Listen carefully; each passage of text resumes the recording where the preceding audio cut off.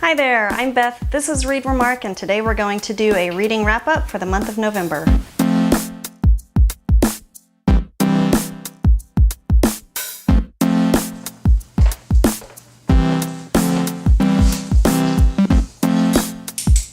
So can you believe it is already the end of November? I cannot. This is the time of year when I start to panic about all the stuff I still need to do before the year ends, including all of my Christmas shopping, none of which I have done yet. So yay, go me.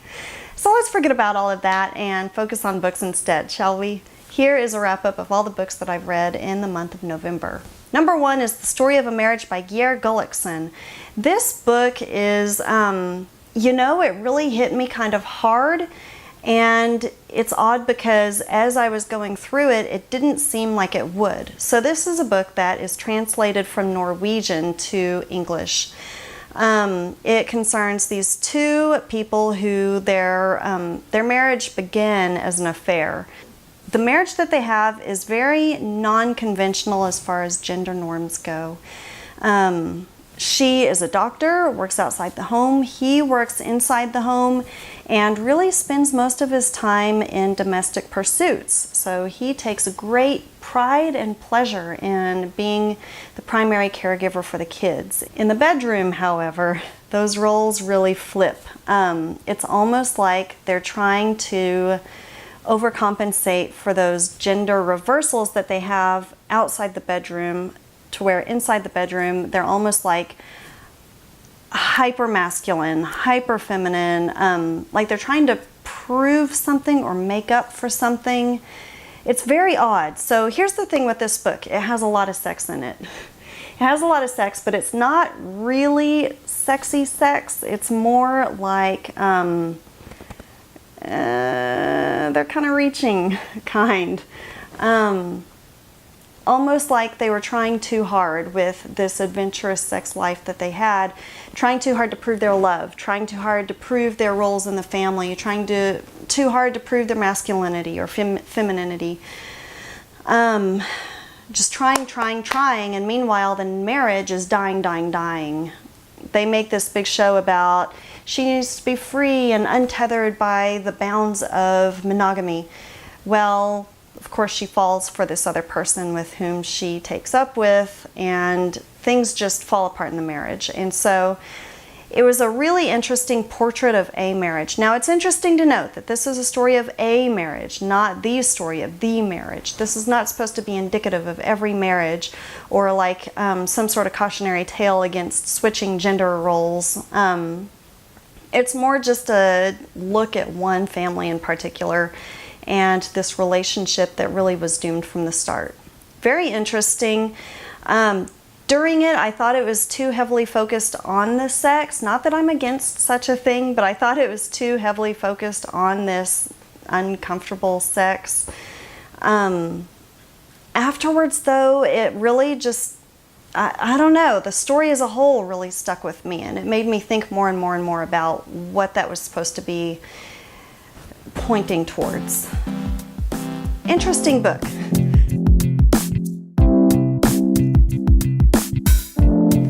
The next book I read was The Lies We Told by Camilla Way. This book is all about deception and the lies that people tell and the consequences that they have. It follows two different timelines. In one timeline, there's a harried young mother who has a young daughter who is just a bad seed. She's always making all sorts of havoc, but always having this innocent act of, I didn't do it. And of course, the husband believes the daughter. And so the mother has, this challenging child, and she's in it alone because the husband is not on her side. She's also trying to raise this younger son and keep him safe from the daughter. And it's just, she's at the end of her rope, doesn't know what to do because this daughter is unmanageable. As the daughter grows up, things get even worse. Meanwhile, in this other timeline, Clara has found the love of her life, Luke. And together they are just blissfully happy until one day Luke goes missing. As Clara is trying harder and harder to find Luke, all sorts of things start to pop up about him that make it clear that he is not quite the innocent person that she thought that he was. He's kind of a roustabout. His long-lost sister Emily gets in touch with Clara to try and talk about Luke and help figure out what happened to him. And so as the story goes on, these two timelines get more and more suspenseful, and the stories start to seemingly grow closer and closer together. Now, what you think may happen, well, maybe you'll figure it out and it does happen. For me, what I thought would happen ended up being something different, but it's just a nice, interesting, suspenseful pot boiler of a story. All right, the next one has some more uncomfortable sex that's not very sexy at all. Maybe that's the theme of this month, is bad sex.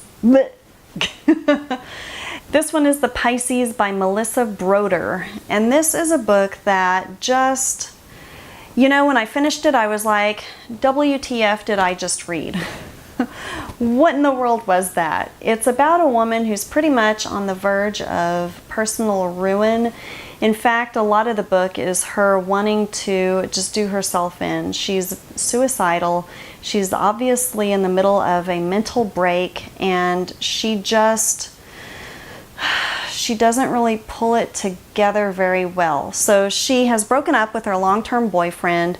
She's on this, oh boy, she's in like her late 30s. And she says she's kind of half-heartedly working towards something. Really, I think she's just in a state of stasis, not really ready to move on. So after the breakup, she goes through this big downward spiral, and her sister takes mercy on her and says, come stay at my place.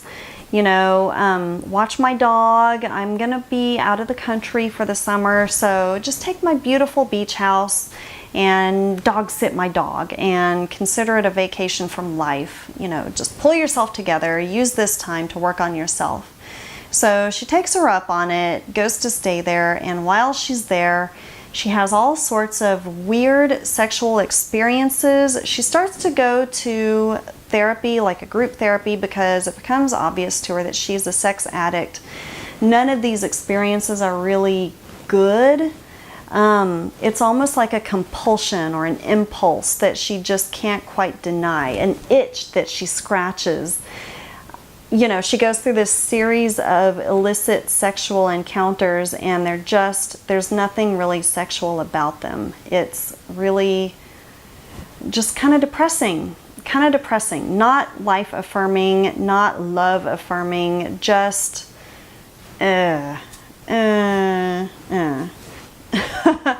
So while she's doing all of this, she makes friends with a merman. Yes, a merman.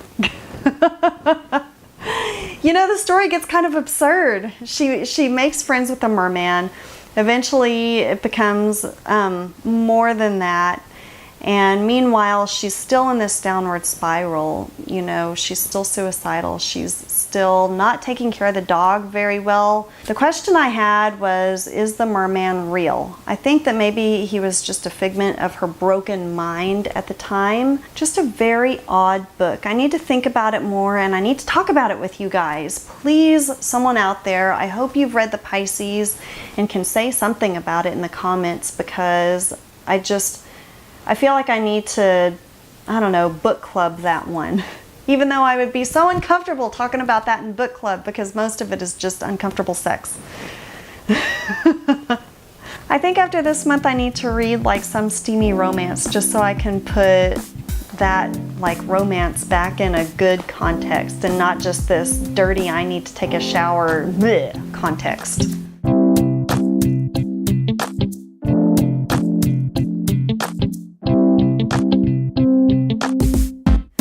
The next book I read was Evidence of the Affair by Taylor Jenkins Reid. And by book, I actually mean short story, because that's what it is. It is actually available free on Amazon Prime. So you can go there, download it for free right to your Kindle if you haven't yet. It's a story about a man and woman who meet one another after they find out that their spouses are having an affair with each other. It's told in epistolary form, so it's letters back and forth between the man and the woman, and then these letters that they find between their spouses to each other. How hurtful must that be? So as the story goes on, you can tell that the relationship between the man and the woman is growing and growing. They start with just sympathy for one another, and they start meeting for lunch so that they can talk and empathize and vent. But you can tell that they are growing in their affections for one another exponentially. But then there's a twist. What it is, I will not tell you, but it turns the story on its head. Not the most groundbreaking story of all, but still it's a nice little read. I enjoyed it. Plus, as a bonus, Taylor Jenkins Reid puts a couple of little Easter egg references to her other novels in it. For example, there's a reference to I think the Victor Hugo Hotel, which is a reference to The Seven Husbands of Evelyn Hugo, a book which I loved. It was one of my favorites of 2017. There's also a reference to Daisy Jones, listening to Daisy Jones records. And of course, that's Taylor Jenkins Reid's new book that will be coming out called Daisy Jones and the Six, a book I'm really looking forward to and hoping I can get my hands on before its publication date, because I'm impatient like that.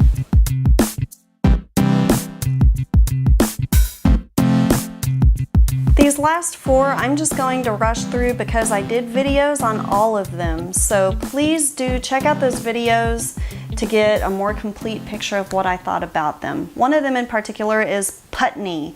And boy, oh boy, you know, I talked about on the Story of a Marriage about this sex that's kind of like, ooh.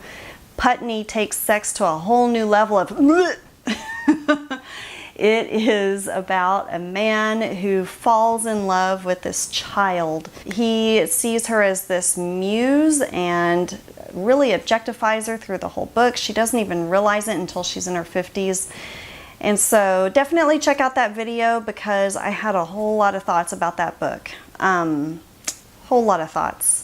Another book I read was The Other Woman by Sandy Jones. This book was a pick for Reese Witherspoon's book club, so it had a lot of buzz going into it.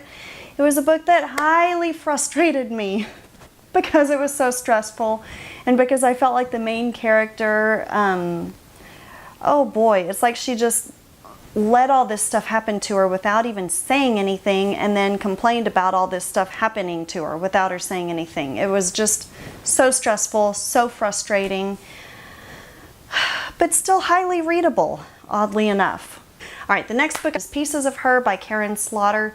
This is a book about an adult daughter and her mother, of whom she thinks she knows everything about her. Turns out she does not know diddly about her mom. Her mom has this whole storied past with all sorts of interesting kooky characters. And as the daughter goes on, the mayhem ratchets up and the suspense ratchets up and all sorts of things happen. So check out the video, check out the book. Interesting. Not my favorite by Karen Slaughter, but definitely a worthy entry in the Karen Slaughter canon. Another book that I did a video on was Convenience Store Woman. It was a short book. It is set in Japan, translated from Japanese, and got me so interested in Japanese convenience stores. I had to watch all sorts of YouTube videos and read articles about them because, wow, are we missing out.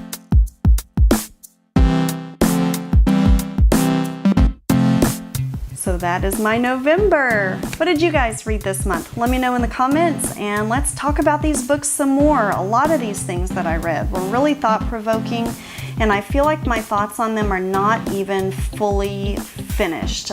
They're still developing.